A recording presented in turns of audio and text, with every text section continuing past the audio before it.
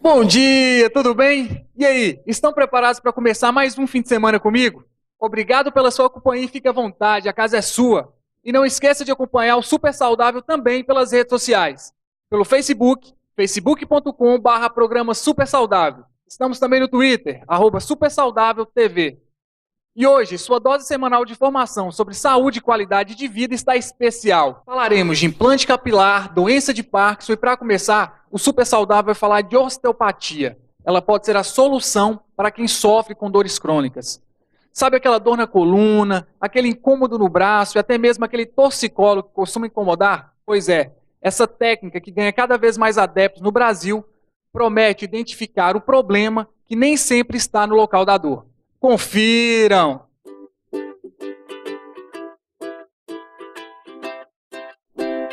Osteopatia é uma terapia manual e natural, que utiliza meios de diagnóstico e tratamento com ênfase na importância do bom funcionamento da mecânica do corpo. Essa integridade estrutural que rege a boa saúde do organismo.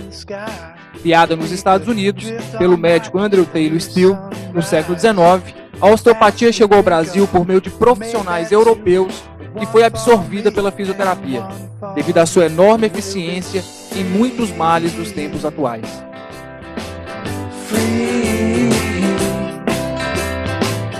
Um conjunto de terapias manuais que corrige erros vindos de estrutura óssea do nosso corpo, essa é a osteopatia.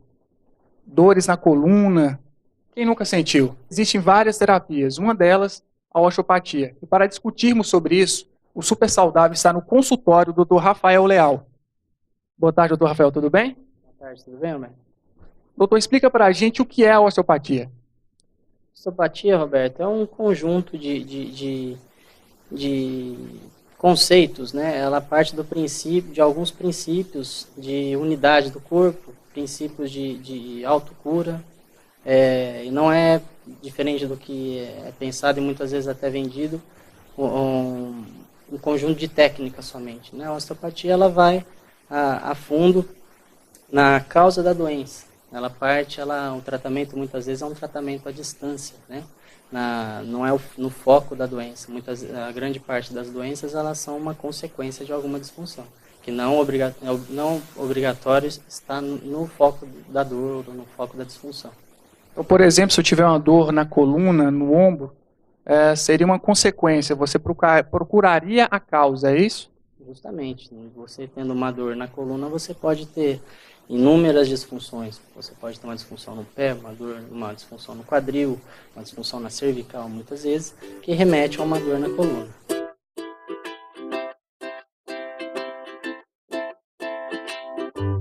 A osteopatia pode ser utilizada também como prevenção. A pessoa pode buscar a osteopatia mesmo antes do aparecimento de alguma disfunção.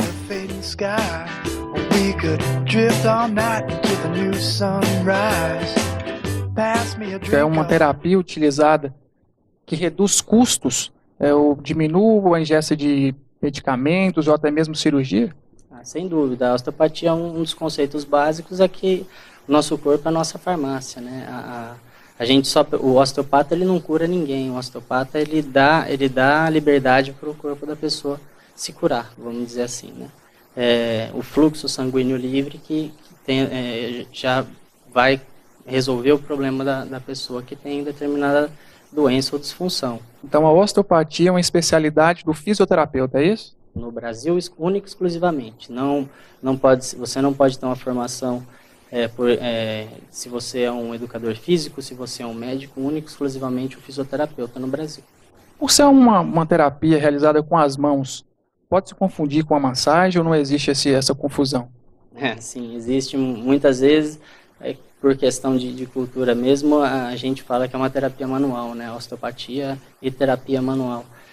Mas vai muito além da massagem, né? A massagem é uma linha que não tem nada da filosofia da osteopatia. A massagem é uma coisa que não sei se podemos falar que ela é terapêutica, A osteopatia, ela é um conceito muito além, né? Mas que é confundindo às vezes com massagem, é. Quanto a dores, é um tratamento que é doloroso ou isso vai depender do indivíduo e do tipo de terapeuta que você faz?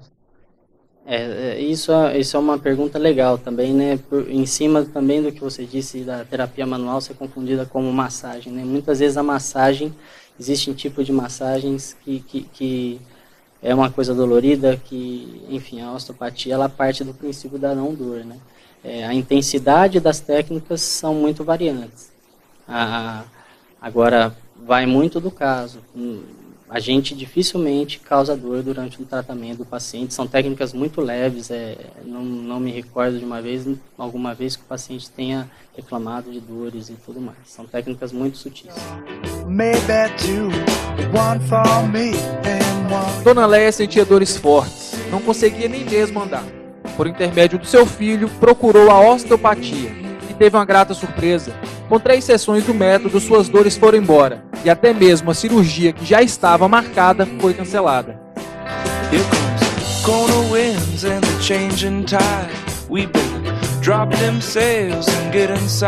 Dona Leia, fala pra gente um pouco do seu histórico médico, como que você chegou à osteopatia? Olha, eu estava com um problema na coluna, que eu não sei exatamente te dizer qual era, mas era grave. Eu estava totalmente arcada, andando de bengala e sem poder erguer a perna esquerda. E aí o meu filho, que é médico também, me trouxe aqui para que o Rafael visse o meu caso. Ele já era cliente dele, então me trouxe. E eu estava assim totalmente descrente. Eu achei que não haveria nenhuma técnica que iria me tirar daquela situação. E eu cheguei até a falar para o Rafael, olha, eu não acredito muito nisso não. Aí ele sorriu e começou a fazer os exercícios. Ele trabalhou no meu corpo mais de 1 hora. E quando eu desci da maca, eu percebi que aquilo ia dar resultado, que ia ser bom, porque eu já percebi que estava diferente. Aí fizemos várias sessões, 3 sessões quase seguidas, um dia sim, um dia não, e ao término dessas 3 sessões eu já estava muito melhor. Dona Leia, a senhora tem alguma informação sobre o tipo de cirurgia que seria feita na senhora? Era uma cirurgia grande, uma cirurgia profunda. Seriam colocadas 2 placas e os pinos, 4 pinos. Então, é uma coisa assim bem agressiva, né? Se desse certo, ótimo, mas a gente nunca tem certeza, né, de uma cirurgia, porque uma cirurgia é sempre uma cirurgia. Se puder não fazer, é melhor. Como é o contato entre o fisioterapeuta, o osteopata, com o ortopedista e os outros médicos? Olha, que eu saiba, não existe assim contato nenhum. Eu acredito que os médicos ainda aceitam um pouco mais a fisioterapia, mas a osteopatia nunca vi.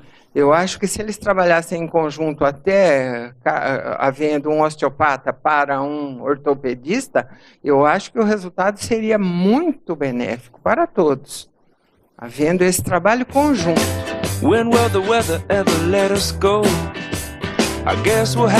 E eu não pude deixar de experimentar esse método que faz realmente milagres.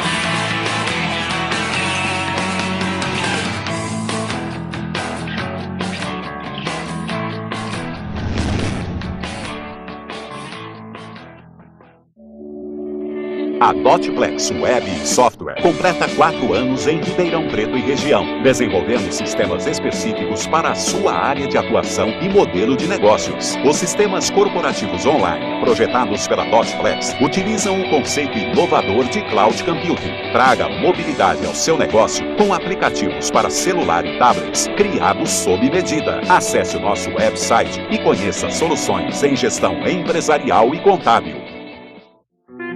A Moplan Móveis Planejados faz o seu projeto, onde beleza, satisfação e funcionalidade se encontram, com o objetivo de transformar sua casa em um lugar agradável e sofisticado para se viver. Moplan, sua casa, fala tudo sobre você.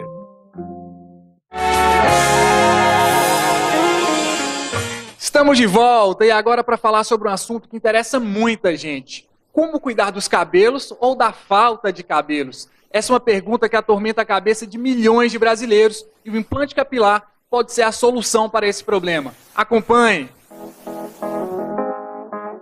A vaidade não é mais uma palavra do universo feminino. Os homens estão cada dia mais se preocupando com a aparência e a calvície é uma das maiores preocupações.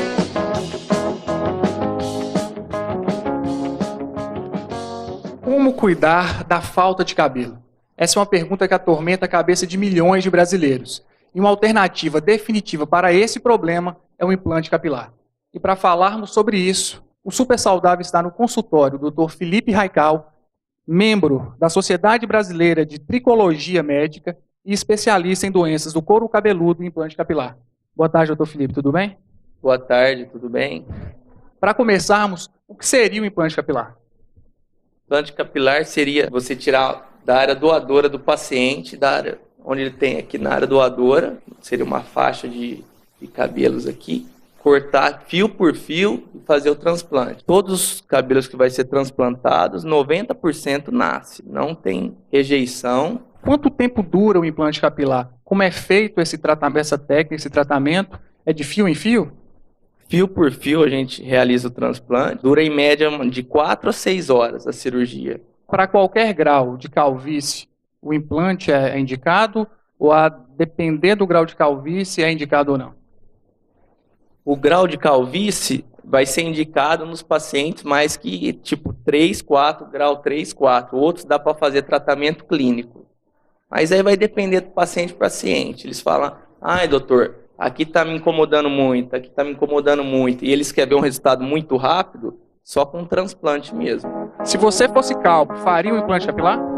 Com certeza, porque o visual da gente, ele faz parte do dia a dia da gente, né? E de repente pode ser incomodado, né? Você perde os cabelos assim, sem mais, sem menos e vê uma calvície inesperada, aí você acaba fazendo um implante.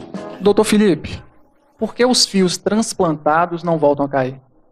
Porque eles não têm receptor para testosterona. É uma cirurgia simples, como é o pós-operatório? É uma cirurgia muito simples, não tem contraindicação nenhuma, não tem risco nenhum. Uma cirurgia ótima, maravilhosa para o paciente. Só tem algumas indicações que a gente tem. Por exemplo? Ele vai operar, por exemplo, num sábado. Na segunda-feira ele já pode trabalhar. Só que ele não pode fazer esforço físico, tem algumas indicações. Esforço físico, não pode realizar relação sexual por 3 dias, não pode lavar o couro cabeludo durante 1 semana, tem que lavar igual lavar a cabecinha de nenê, tem que ficar dormindo reencostado no travesseiro assim por 3 dias. Tem umas indicações. Tomar antibiótico, seria azitromicina, que é um antibiótico mais simples, por 3 dias, só para evitar um risco de infecção, que é muito difícil no couro cabeludo. Ismael Raical ficou calvo tarde, por volta dos 30 anos de idade, mas a maturidade não impediu de procurar um especialista. Por que você buscou um especialista para estar fazendo um implante capilar? Me atrapalhava muito porque, assim, tinha muito pouco cabelo, né? Queria, assim, que o cabelo tivesse mais volume e aí decidi optar por um implante de cabelo. Não houve nenhum medo, nenhum receio para fazer a cirurgia? Não. Injeção local, não teve problema nenhum. Correu muito bem, deu tudo certo. Como foi o pós-operatório? É uma dorzinha muito leve, em 2 dias já está trabalhando, uma cirurgia muito fácil. Então, na verdade, quem duvida daquela crendice que falam que é dos carecas que ela gostam mais, o implante capilar é uma situação definitiva, então. Definitivo, está vindo aí com tudo para fortalecer mais o seu espírito, sua autoestima, seu respeito. A calvície é genética, mas alguns fatores influenciam para a perda dos cabelos. Doutor Felipe, explica pra gente por que o cabelo cai. Há algumas crendices que falam que o uso de boné, dormir com o cabelo molhado e outras situações fazem o cabelo cair. Isso é mito ou é verdade? É verdade, também. Só que tem outras cores mais importantes.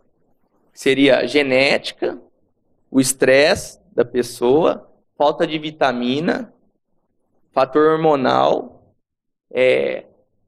muita química no cabelo, usar boné diariamente também, isso abafa, o cabelo precisa respirar. E aí tem vários fatores. Cabelo, cabeleira, cabeluda, descabelada.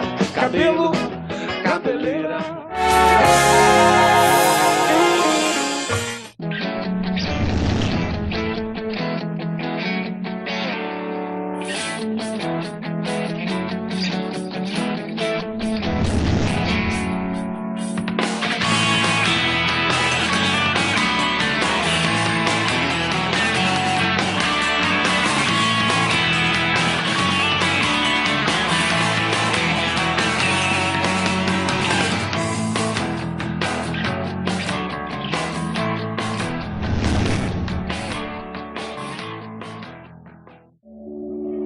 A Dotplex Web Software completa 4 anos em Ribeirão Preto e região, desenvolvendo sistemas específicos para a sua área de atuação e modelo de negócios. Os sistemas corporativos online, projetados pela Dotplex, utilizam o conceito inovador de Cloud Computing. Traga mobilidade ao seu negócio com aplicativos para celular e tablets criados sob medida. Acesse o nosso website e conheça soluções em gestão empresarial e contábil.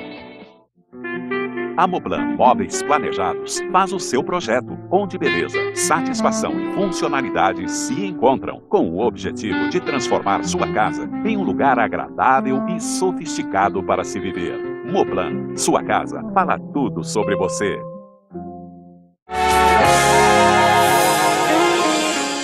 Fique por dentro. Você sabia que uma dieta rica em legumes, frutas e verduras fortalece a raiz do cabelo? Diminuindo assim a sua chance de queda. Alimentos ricos em vitamina A, B, zinco, beta-caroteno e proteínas podem fazer verdadeiros milagres. Agora vamos falar de um problema que atinge muitos idosos, a doença de Parkinson. Cerca de 400 mil brasileiros sofrem com esse problema neurológico caracterizado por fortes tremores. E para falar sobre isso, o Super Saudável foi ao consultório do neurologista Dr. Guilherme Riccioppo. Assistam! O Parkinson é a doença que afeta os movimentos das pessoas, causa lentidão, rigidez muscular, além de afetar a fala e a escrita. No consultório do neurologista Dr. Guilherme Riccioppo, os diagnósticos de mal de Parkinson são frequentes. É uma doença que atinge 1 em cada 1000 brasileiros. O médico explica que a população brasileira envelheceu. Hoje, são mais de 14 milhões de brasileiros com 65 anos de idade. No passado, as pessoas morriam antes que as doenças degenerativas aparecessem. E por isso, o Parkinson hoje é tão frequente. Dr. Guilherme, o que é a doença de Parkinson? Bom, a doença de Parkinson é uma condição que afeta os indivíduos mais idosos, normalmente depois dos 55 anos, e que caracteristicamente o paciente apresenta um quadro de tremor. E esse tremor, ele tem uma característica específica, que é um tremor que surge mais quando o membro está repousado, então o braço em repouso sobre a perna. Além disso, do tremor, esses pacientes eles apresentam um enrijecimento muscular e também o que a gente chama de bradicinesia, uma lentidão para executar os movimentos. Os sintomas acontecem por uma falta ou diminuição de uma substância chamada dopamina, produzida no cérebro. Sem elas, as células cerebrais não conseguem conduzir as correntes nervosas ao corpo, o que afeta os movimentos, causando tremores, lentidão dos movimentos e rigidez muscular. Alguma causa determinante? A minoria dos casos é devido a condições puramente genéticas. A grande maioria dos casos, o que se acredita é que é uma combinação de fatores ambientais e fatores genéticos. Então, por exemplo, existem estudos mostrando que a exposição a agrotóxico é uma causa ambiental que pode levar à doença de Parkinson. Então, existe um componente genético e um componente ambiental. Como diagnosticar essa doença? O diagnóstico da doença de Parkinson ele é puramente clínico. Então, o paciente se apresenta com sintomas e o médico ele verifica se ele tem essas manifestações de tremor, de lentidão para os movimentos e a rigidez muscular. Exames como, por exemplo, uma ressonância magnética, servem para excluir outras condições, mas não são essenciais para ser feito o diagnóstico. Hoje em dia, existem outros métodos para se tentar fazer o diagnóstico, isso ainda está em pesquisa no mundo, e eu acredito que nos próximos anos nós vamos ter exames mais acurados para ser feito o diagnóstico dessa doença. O Parkinson tem cura? O Parkinson não tem cura.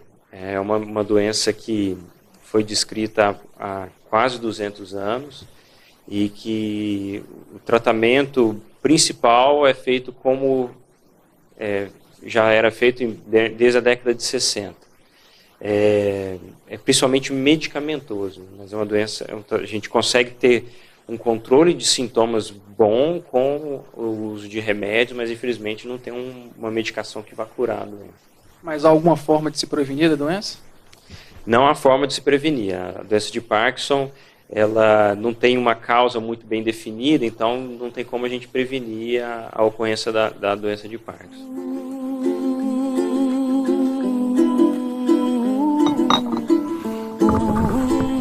Para quem tem Parkinson, até mesmo tomar um simples cafezinho é um problema. Sobre o tratamento. Bom, o tratamento da doença de Parkinson basicamente é feito com medicação, né? Existem, como eu falei, existem vários remédios disponíveis para se tratar a doença. Desde 1960 surgem drogas novas e a cada semana surgem mais estudos com potenciais drogas para se tratar a doença de Parkinson. Em essência, a doença de Parkinson era causada por uma deficiência de uma substância chamada dopamina, então o tratamento básico são formas de se repor essa dopamina. Nos últimos 20 anos tem se falado muito em formas não medicamentosas, não farmacológicas, para se tratar a doença de Parkinson. Principalmente o uso dos chamados marca-passos cerebrais, que seriam estimuladores cerebrais, que são implantados diretamente em algumas regiões do cérebro, e esses estimuladores, que funcionariam como marca-passo, eles têm o potencial de melhorar bastante os sintomas. Como é um procedimento que pode trazer algumas complicações, é muito importante que haja uma indicação bem feita desse tipo de tratamento. Então o paciente tem que ser avaliado criteriosamente para ver se há uma indicação e se ele vai ter benefício com esse tipo de tratamento, mas é uma forma muito interessante de se tratar a doença de Parkinson hoje em dia também. A cirurgia chamada de estimulação cerebral profunda consiste de um implante de um marca-passo no peito do paciente, ligado ao cérebro por um eletrodo. O aparelho emite impulsos elétricos que regulam as funções prejudicadas pela doença. Os medicamentos são fornecidos pela rede pública? São fornecidos. A grande maioria dos tratamentos são fornecidos pela rede pública, até porque são tratamentos muito caros, e isso é importante que os pacientes saibam e procurem seus direitos, que eles podem conseguir as medicações para tratamento da doença gratuitamente na rede pública. Sobre a qualidade de vida, tem como ter qualidade de vida tendo Parkinson?